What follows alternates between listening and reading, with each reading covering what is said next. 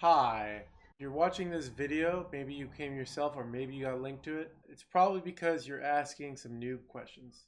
You're asking questions that are not good questions, that don't help yourself and don't help others. It's okay to be a noob, but we don't like noob questions. What makes a difference between a noob question and a good question? I think the biggest thing is a noob question is not going to help you if I do answer it.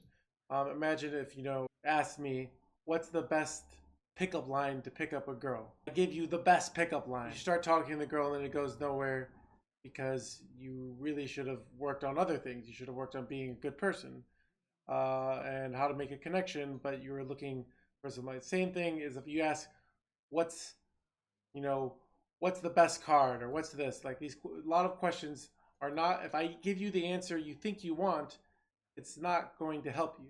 I don't want to answer them. So I'm going to give you some of the top new questions that I get asked over and over on my stream. I'm going to tell you why they're new questions, and I'm going to tell you a better question.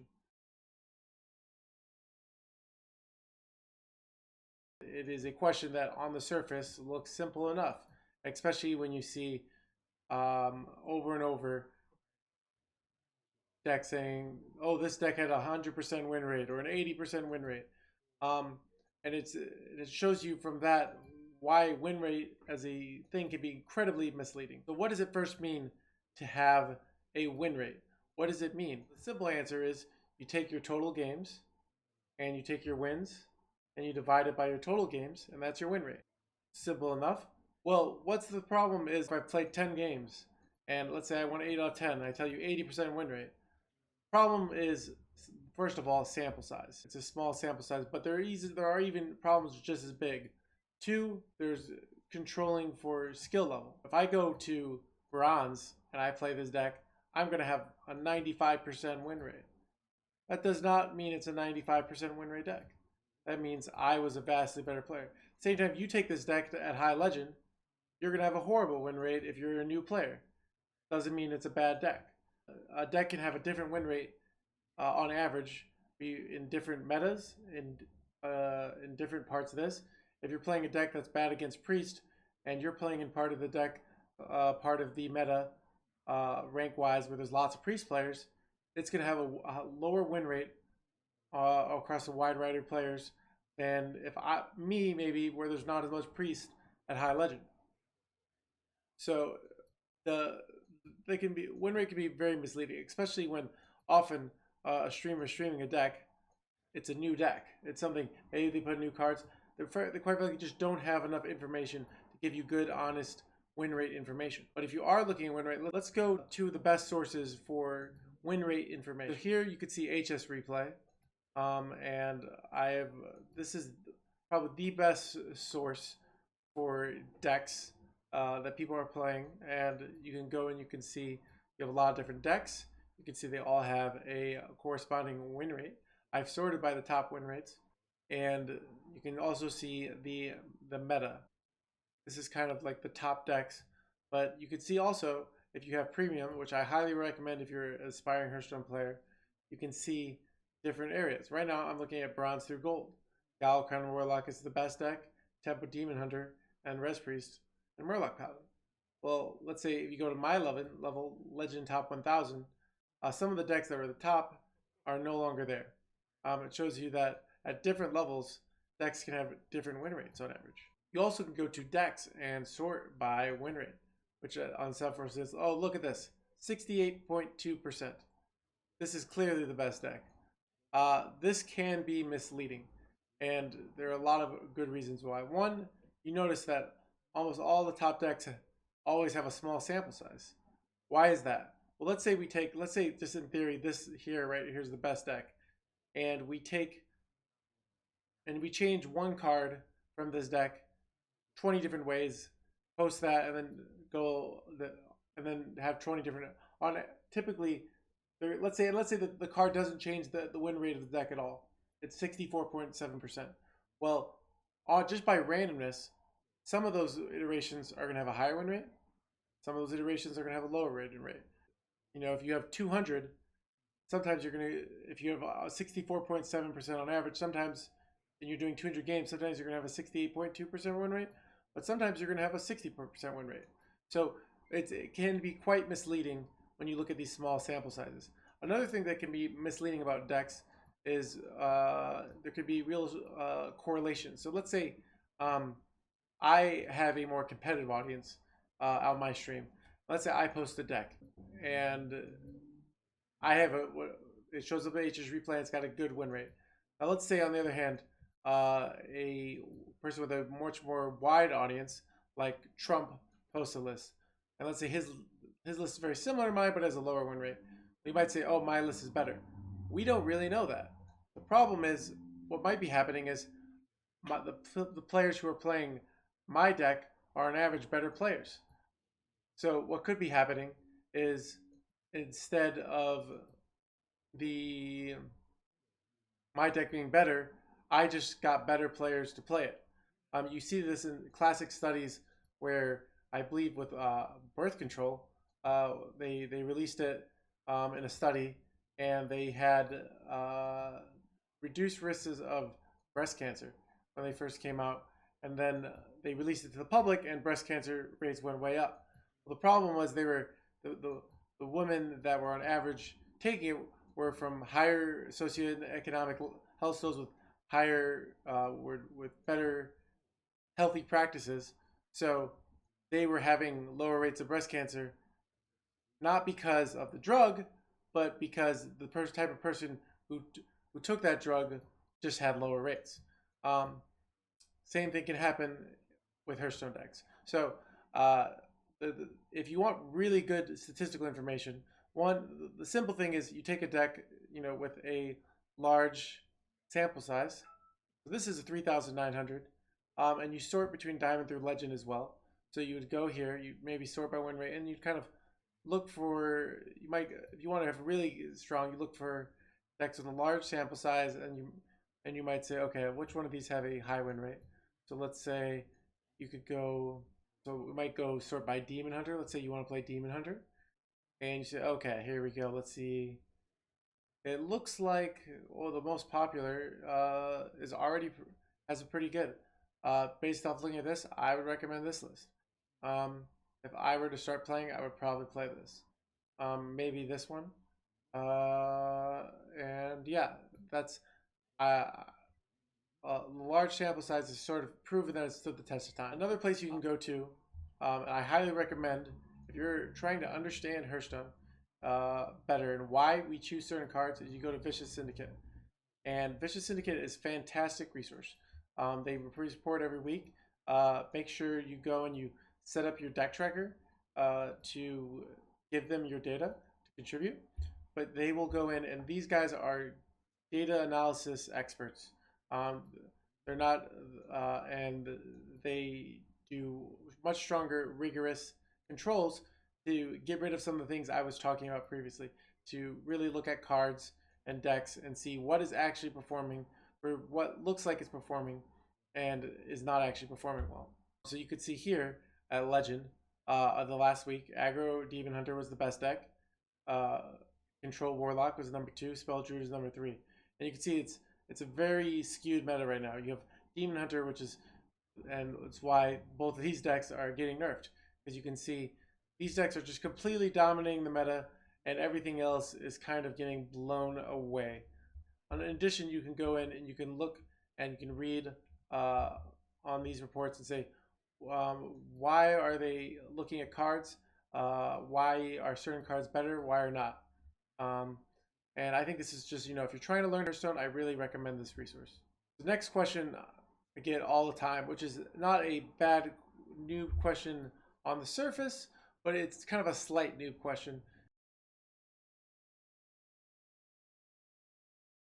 The reason this is a noob question is to give a proper answer, I would have to take 20 minutes sometimes to go over all the situations. With the HS replay, you can get really good information, and you can look at mulligan win rate and kept percentage. You can see what people are keeping and what is actually the top performing cards.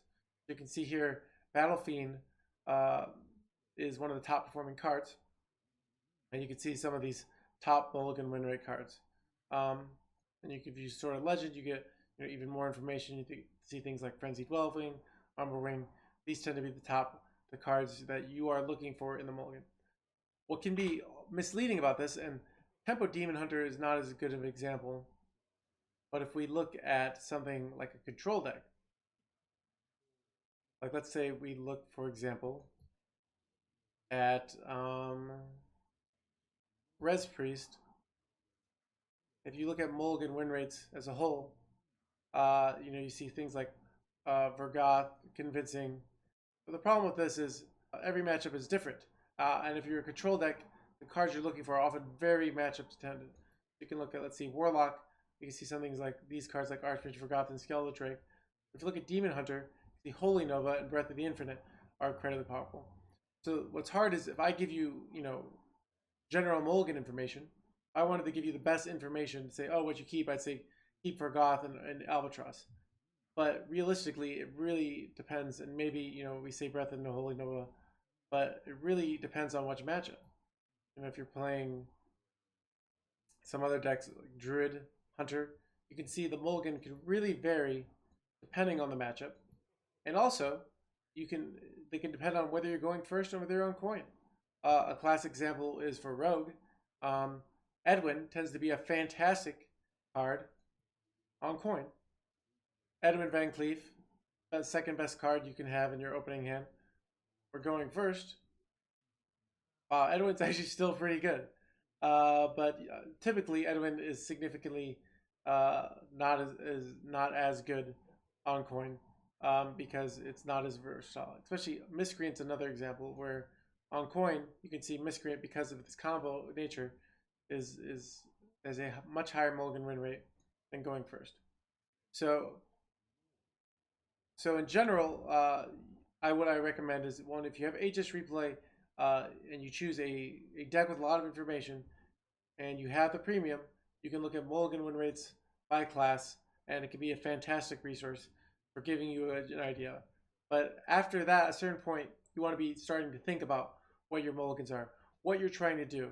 You might be having a case where you have a bunch of cards that are high mulligan win rates, that are maybe low and seem to make sense, but when you keep maybe a not greedy hand against a greedy matchup, because you're keeping 4 cards that are all not greedy, you might get blown out in the value war. So you really need to be thinking about, why are you keeping these cards? How does the matchup play out?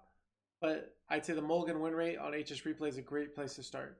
But like I said, it's a very complex question. It's very matchup dependent. It's coin dependent.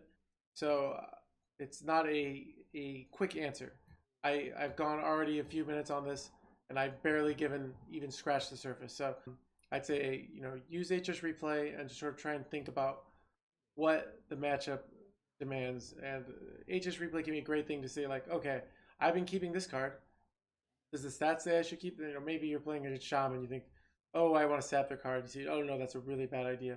And I've had cases where the cards that I keep thinking that they're a good keep, and I look at the stats and then I say, wow, I really should not be keeping that card. You also could always, the stats are a guideline, always be thinking and saying, does this make sense or does this not make sense? This is a very misleading question, because first of all, you can get to legend with, if you're a good enough player and you practice your deck enough, you can get to the legend with horrible decks. Top players will do it all the time to show off. Say, look, I got to legend with this horrible deck. It's kind of fun. You play a deck that isn't as strong as another deck, but that doesn't mean it's the best deck. And what's hard about the best deck, if you want to look, like I said, the highest win rate deck, that might not be the best win rate deck for you. It might not be your style. It might not be enjoyable. You might not be learning much. So I'm going to sort of say one, but the second question is, will this work at my rank? This deck work? And yes, but it's not necessarily optimal. So for example, my Egg Warrior is incredibly strong at the high level at top legend. It's one of the few decks that can consistently have high win rates against Demon Hunter. That being said, I would not necessarily recommend it for beginner players. And the meta is different, where it tends to be at lower ranks. There's a lot more Priest, which is a deck that this struggles with. So if you're saying, okay, I just want to pick the best deck, I would not recommend this deck. I would recommend Tempo Demon Hunter. is by far the best deck, but maybe you're bored. Maybe you don't like Tempo Demon Hunter. That's okay. But you're saying, I want to choose a deck that's fun, which I think is a much better choice to make. I think this is a great deck, but this deck is very hard. So if you're going to play it, you got to accept that it's not the fastest path to Legend, and you're going to make lots of mistakes, but that's okay. If you have a very one-dimensional view of, I don't care how much fun I have, I just want to get to Legend, Tempo Demon Hunter and Highlander Hunter or Dragon Hunter are the best decks. A tempo-based deck where you're going 1, 2, 3, 4, 5, 6 is what I recommend. Now you might not like that, and you can do something else, but that is for a person trying to get to Legend for the first time, or even someone trying to get to Legend for times. That's your safest bet.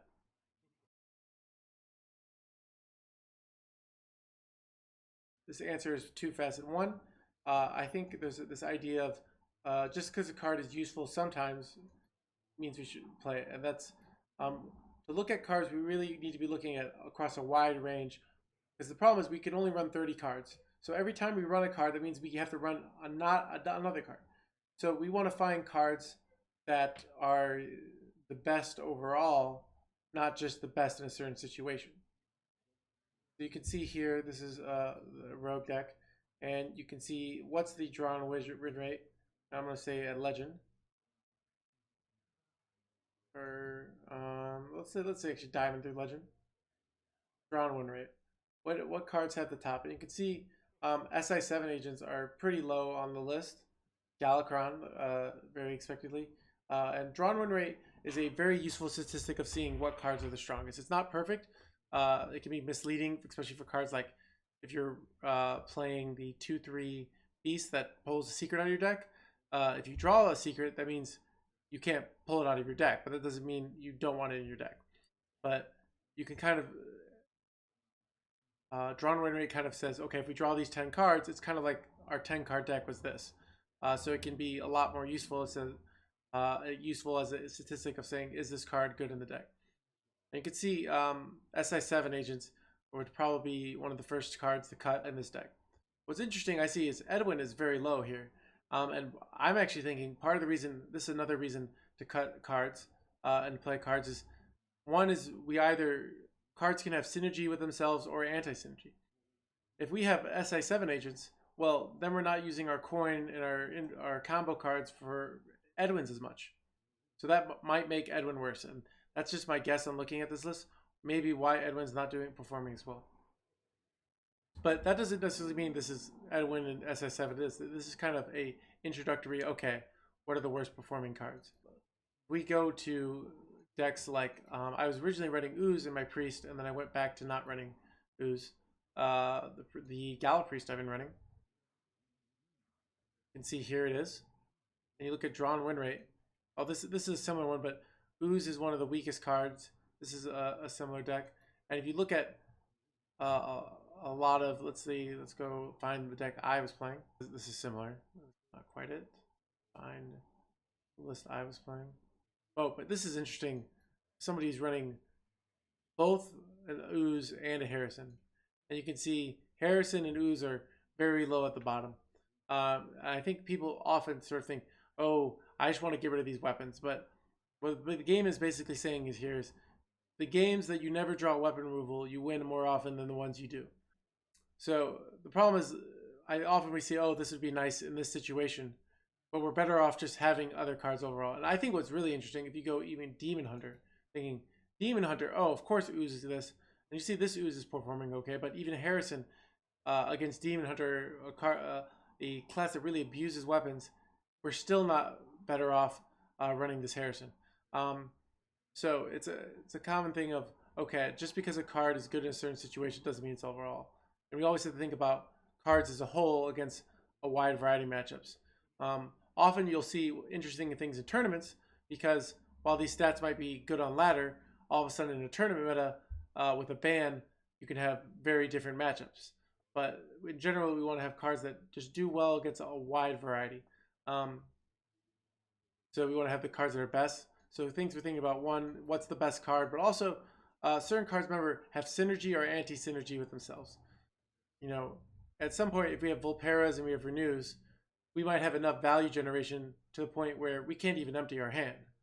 Or something like Holy Smite might go at a certain point. We might want to cut a Volpera for a Holy Smite because we might want to have additional. We don't need as much value generation. We might want to choose something that is immediately good.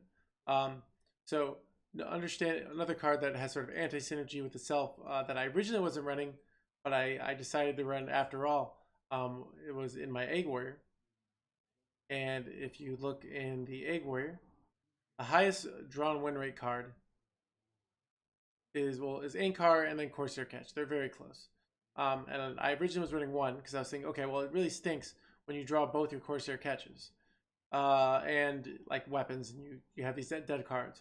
But the thing is, the card is so strong, it's worth it to even run two with its anti-synergy. So that's something to be aware of. So often a card is a good card, but because it might make itself worth, or it might make itself better, we might run one or two. So those are some of the thoughts of going in card selection. I know that every time you have a card, it means you can't run another card, and that's pretty important.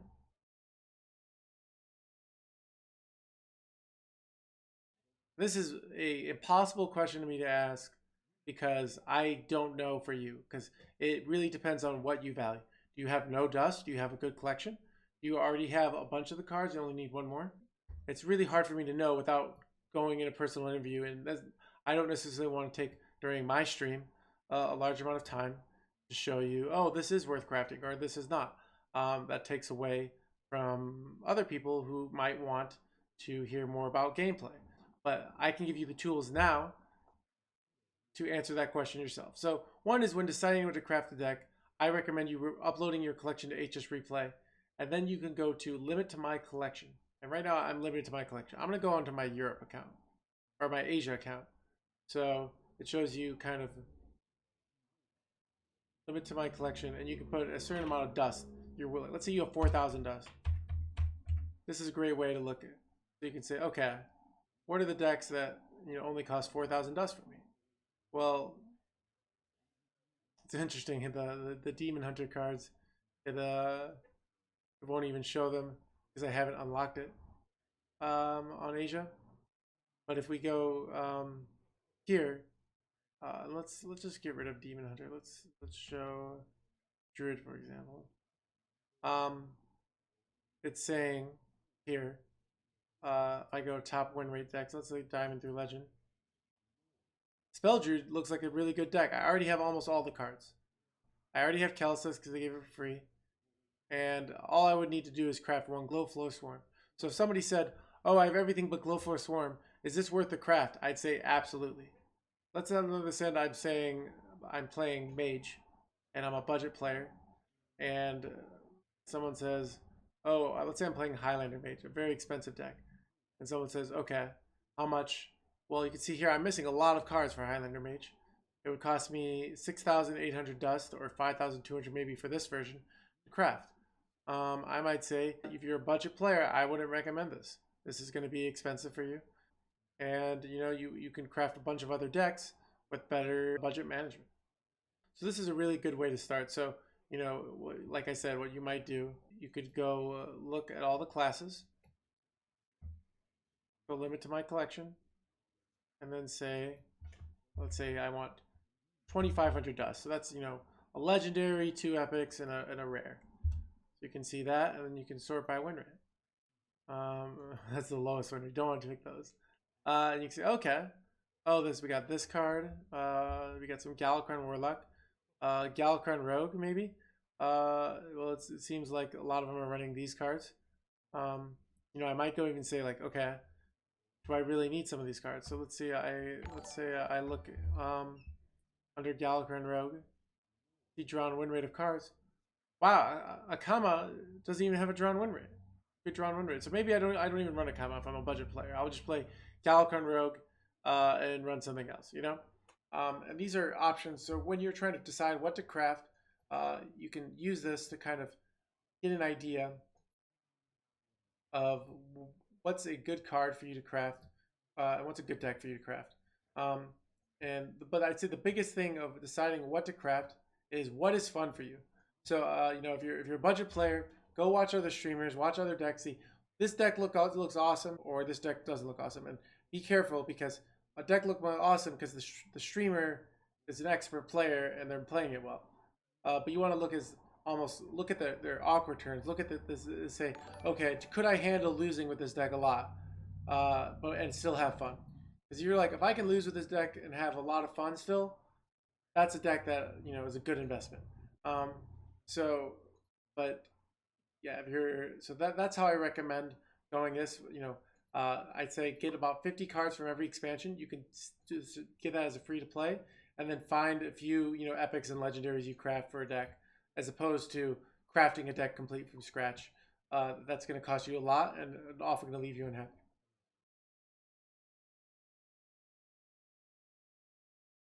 These are less about your game, like actual Hearthstone, and more about your mindsets. One, you stick with the same deck. Don't jump around decks. Play a deck, stick to it. I feel like people will jump from deck to deck the same way some people will jump from relationship to relationship, hoping that this deck or this relationship is finally makes them happy. But really, they gotta find a good deck, but maybe it's not perfect. They're not perfect, and stick with it. Make it work, and you'll be much happier and more successful sticking with that deck than as opposed to jumping around from deck to deck.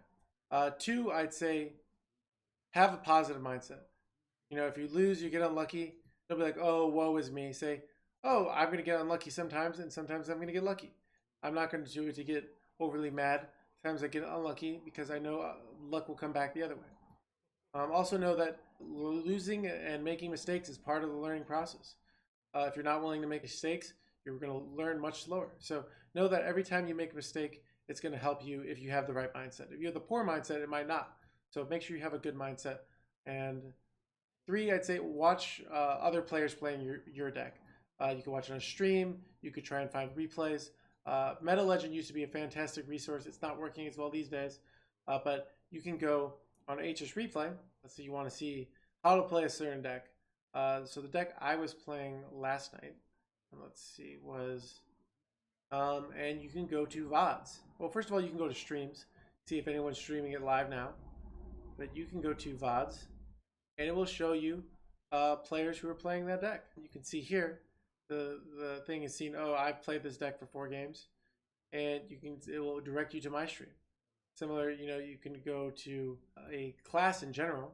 So you could go to Tempo Demon Hunter, go to VODs, and it will show you all top streams from Tempo Demon Hunter players.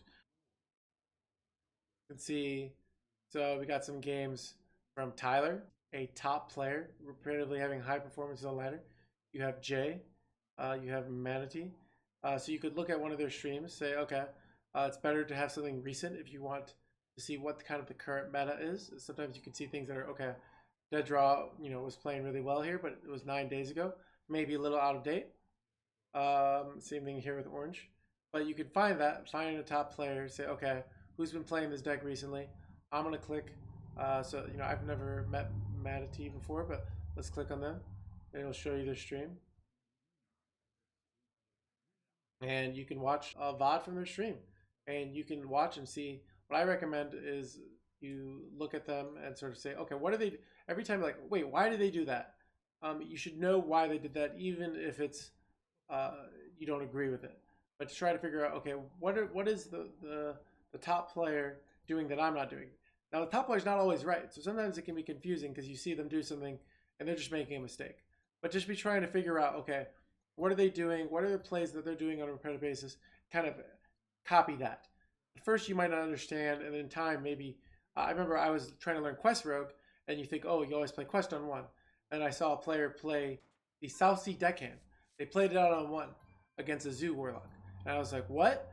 And they neglected their quest, but they were just saying, controlling the board here is more important than completing my quest. And they were able to kill off the Flame Imp that their opponent played next turn because they played it right on 1.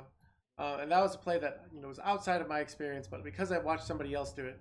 And another thing I recommend if you're a player, in addition to looking at other streams, is get a piece of a notepad and get a pencil and write down something interesting after every game. that will really help you learn, get good habits, and develop as a player. So those are my top tips. So those are all the noob FAQs. So hope that was helpful, and hopefully you learn from that and ask better questions in the future. The questions that help you and help others, that kind of have a right understanding of the game, and not just something like what's the win rate of this deck. That are questions that are often misleading to both yourself and others. So I hope that is enjoyable, and I hope that helps. And yeah, feel free to check me out live on twitch.tv. Thank you.